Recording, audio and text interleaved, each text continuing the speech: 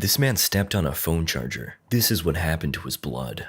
Ray was a soldier on duty in Kenya when he got a word that a group of armed men had taken over a building. Apparently, it was also a delicate hostage situation. Ray knew it was going to be dangerous, but he didn't let that stop him from getting the job done. He stood by the door while his squad mates took cover behind him. Then suddenly, chaos broke loose. The bad guys inside started shooting at them through the door. The officer in charge gave Ray an order: hold off on the breach. But instead of following orders like a good little soldier, Ray did something incredible. He threw a flashbang into their hideout, toggled his aimbot, and rushed inside. He shot every last one of those bad guys with pinpoint precision before making his way up to find the hostage.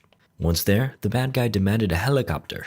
Helicopter, helicopter. Ray obliged, but if he was going to call one in, he needed a phone. So the guy helpfully pointed one out with the shotgun. With the hostage now safe for just a moment, Ray springs into action, whipping out his Glock and taking care of business. With the hostage secured, Ray looks down and finds he's wounded.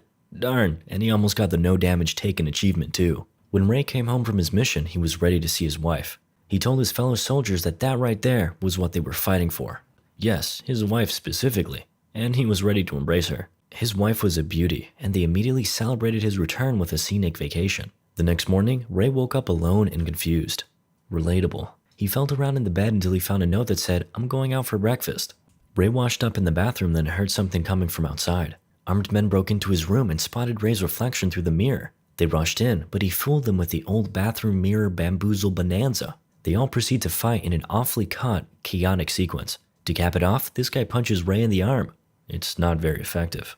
Then he stumbles out of his room in search of his wife, Gina. He bumps into an innocent-looking guy, but then gets all woozy and collapses. The now not-so-innocent guy looms over Ray, holding a needle. When Ray awoke, he had no idea where he was. He just knew that his hands were tied behind his back, and the room he was in was not friendly for vegans. Then, a man appeared at the back of the room. The same man. He dons a dripped-out outfit before dancing towards him. Smooth. The man asked him who told him about the hostages in his previous mission. But Ray stays silent. So, to up the stakes a little, the man brings out today's guest, Ray's wife. Now, Ray is a bit more talkative, but still has nothing substantial to say. He claims he doesn't know and just goes where his supporters tell him to. The man ends up believing Ray. Relief wash overs his face, but then, never mind. Rip in peace. Ray is livid, but then he too goes to sleep, forever, until he wakes up again in a futuristic lab. Ray's eyes fluttered open, and he was overwhelmed with the unnecessary but cool lighting scheme of the room. He spots a woman, and her chest is more eye-catching than the usual variety. Later, Ray fully comes to and is visited by Dr. Emil Harding, and his assistant is the woman he already met, Katie. The doctor breaks the news. Ray died, but they brought him back to suffer more in the land of the living. He doesn't believe it for a second, but when asked what his name is, he can't even remember. Dr. Emil is giving Ray a tour of the facility. Here, they create robotic tech for the military like bionic limbs and exoskeletons. He gestures to a room full of machines that look like they belong in a laboratory from a sci-fi movie. Oh wait, Dr. Harding states that Ray is their greatest creation yet. Then he cuts Ray's hand with a scalpel, but only to demonstrate the remarkable capabilities of the nanites inside him. Not gonna lie, he had us in the first half. Ray looks down at his hand in awe. The nanites move around like insects, working swiftly to repair his skin. Not so much as a scar is left behind. However, his emotional damage is still hurting. Dr. Harding implores him to forget the past and consider the possibilities of the future. In his case, he lost his arm to cancer and with it, his career in tennis. So he invented robo-arms instead, which is way cooler. Right after, Dr. Harding takes Ray to meet some other enhanced soldiers who are just as weird as he is. One of them has bionic eyes on his chest, and the other has bionic legs that help him run really fast. And of course there's Katie, who can breathe through a hole in her chest. Weird flex, but okay. Instead of feeling inspired by all this, Ray comments that they're all a bunch of wounded soldiers. Damaged goods. He goes up to his room to sleep and has nightmares about his wife. The memories are slowly coming back. Ray wakes up and decides to channel his frustration into something productive. He goes to the gym to blow off some steam, but instead of punching a bag, he punches through it. He's pretty proud of this new ability, but then realizes that he can't really use it effectively in a boxing match because he'd kill the other guy. So instead, he tries out his new power on a concrete column, using it as a punching bag. The concrete begins cracking under the force of his blows, so Ray busts out some more combos. That doesn't look very safe. Ray wraps things up with a super set of curls. You know what they say, curls for the girls. Right on cue, Katie shows up and starts swimming next to him. She puts on an underwater karate performance for him, which looks pretty cool but doesn't seem very practical in combat situations. Afterwards, they relax with some drinks. But then a low pulsing sound fills the room. Katie grimly stares at a device on the wall, and then suddenly, Ray starts getting vivid flashbacks of his wife. He begins speaking the same words he did when he lost her. Eventually, he snaps out of it, but now he knows what he needs to do. He was going to escape from the facility and go on a personal revenge mission against Martin Axe, the guy who clapped his wife. But Dr. Harding was having none of it. "Your body belongs to me," he told Ray through his built-in brain Bluetooth. Interesting choice of words. Ray says no, I do what I want. And with that, he used his cybernetic abilities to hack Martin's location, and then he stole a plane, and then he downloaded the flight manual to his brain. And finally, he set this truck on a collision course for Martin. For no reason other than it looks cool, the truck was filled with flour. Ray emerges and fires at Martin's car. The bulletproof glass is unfazed, but Ray is not. He gets popped and collapses to the ground, but not before placing a thermite canister in the car. It melts into the engine, disabling it. Ray recovers with his nanobot powers and bestows a beatdown on Martin's henchman. He bends this guy's arms backwards, and even Martin is like, "Whoa, that was uncalled for." Meanwhile, Martin calls his buddy, and it seems like they were expecting this attack. As prepared as they were, they still underestimated the power of family. Then, we see some cool slow-mo fight sequences where everyone is fighting and shooting, and they're all covered in flour. Very cool. With those guys taken care of, Ray turns his attention back to Martin. He takes the pin off this guy's grenade and presses his body against the window. Kaboom! With the window now open, Ray is greeted with a shotgun blast to the face, which he tanks because he's built different.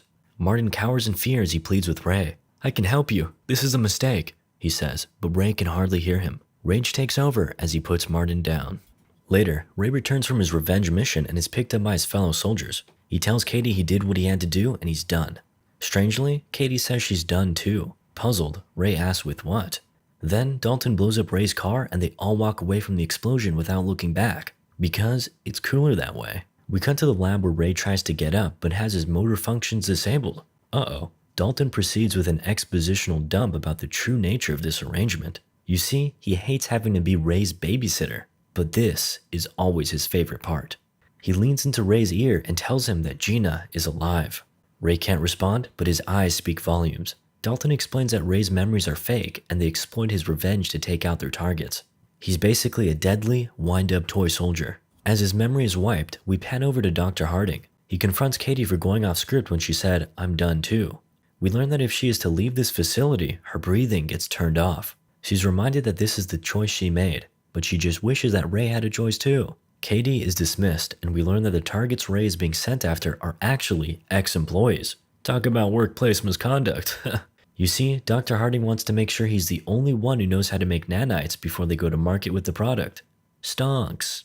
Ray proceeds with his simulations. Everything is the same, aside from a few minor tweaks. Oh, and the new target is Nick Barris. Ray runs through the same events as before, and once again, he escapes to take out his target. Dr. Harding and the others play along, acting out their lines, but Dalton over here is fed up with the repetition. I think he represents the audience. Speeding things up, Ray heads to Nick's fortified compound and plays dead. Then they just let him in. Inside, Nick speaks with his tech guy, Wiggins, who has a device that will save the day. Though, Nick's not a great boss. In fact, he kidnapped Wiggins and has been forcing him to work for free. Kinda racist. As such, Wiggins is sparse on details on how to use the device, which we soon learn is an EMP. Ray closes in, but the bullets are no match for his god mode. Meanwhile, Nick is waiting for the EMP to charge up, but he runs out of time. Ray is here. He makes Nick die by killing him. Dr. Harding is relieved. The EMP didn't go off and his final obstacle has been dealt with. Or has it? The EMP goes boom and the lights go out for a mile. Sometime later, and Wiggins zaps Ray back to life. Talk about shocking. I'm sorry. As Wiggins explains that he's on his side, Ray remembers all the times that his wife got clapped by different guys. Now understanding that Dr. Harding is his true target, Ray gives Wiggins a sample of nanites so he can reverse engineer them. Then he gets in a vintage whip that can't be tracked. First order of business, track down his wife, which he does. They share a warm greeting, but Ray's reality is no more. Gina moved on and has her own family now. In fact, she hasn't seen or heard from him in 5 years. The revelation hits Ray hard, so he disappears. Confused, Ray leaves and starts driving through the city, when all of a sudden, an armored truck rams into him. So much for no tracking. The super soldier friends have turned to foes and hunt him down. Well, actually, Dalton kinda always was a jerk. Daddy Longlegs Dalton takes off with great speed while Guy uses some drones to get a bird's eye view. Once Dalton catches up, he blasts Ray with some anti-nanite bullets. They turn Ray's beefy python arm into a little noodle. In retaliation, he grabs a gun, uses a police car as cover, and starts blasting away. His effort is commendable, but his flank was compromised. He gets stabbed in the back, both literally and metaphorically. But it wasn't a knife. It's a Wi-Fi dongle. Dr. Harding is able to re-establish connection and shut Ray down. Back at the lab, Katie is tasked with taking down Wiggins, but she protests. So the good doctor puts her in her place by shutting off her breathing. Left with no other option, Katie submits. She makes it over to Wiggins' hideout and knocks him out with sleeping smoke. Then, she proves that equality is real by beating up these grown men. Back in the lab, Ray chats with Dr. Harding in a virtual construct. Then, we get a solid 30-second flex of this movie's VFX budget. Very cool. Now that all of Harding's targets are gone, Ray will have his nanites extracted and sold off. Meanwhile, Katie returns from her mission and Dalton rubs it in that they caught Ray. Yeah, not on her watch. She heads over to Harding and tells him she failed to capture Wiggins. The solution? Harding's gonna reboot Ray for one last revenge mission. However, this buys Katie just enough time to throw a wrench in those plans. She invades Ray's false memories, reveals the truth, and signals Wiggins to take over. That's right, she kept him all to herself. He engages in a breathtaking battle with the other IT guy, ultimately coming out on top. Now free, Ray heads for Harding, but Dalton and Tibbs have something to say about that. They gear up with their new drip and proceed with an anxiety-inducing fight on an elevator. They eventually get the better of Ray and he falls off the building. Just kidding, he hitches a ride. Some more chaos unfolds, and this time Ray's gonna fall for real, along with Tibbs. Dalton slides down with his bionicle arms and compromises the cables. Tibbs pleads with him to stop, but all he cares about is taking Ray down. Sadly, Tibbs falls, due to gravity. Then, Ray defies gravity and launches himself towards Dalton, sending them both plummeting down. During freefall, Ray powers up by overclocking his nanites. He loses his cool tan and gets some RGB lighting in his chest instead. Then, he turbo punches Dalton. Rip in peace. Ray's vitals are surging through the roof, so Wiggins urges him to retreat to safety, but he has unfinished business. He spots Harding getting into his car and emerges from the smoke and rubble. Harding threatens him, reminding Ray that he's the only one that knows how to run the nanites and he won't be able to live without him. Ray is unwavering in his march, so Harding shoots a grenade at him. The explosion scatters the nanites. Ray's battery runs low as Harding readies the next shot. He fires, but this time Ray's cloud of nanites disassemble the round before it can reach him. However, he's all out of juice. Harding claims victory, but not so fast. Ray's holding the explosive. He drops it, and it lands perfectly. Imagine if it didn't. Okay, he definitely doesn't survive this. On the contrary, days later, Ray wakes up next to Wiggins, completely healed and memory intact.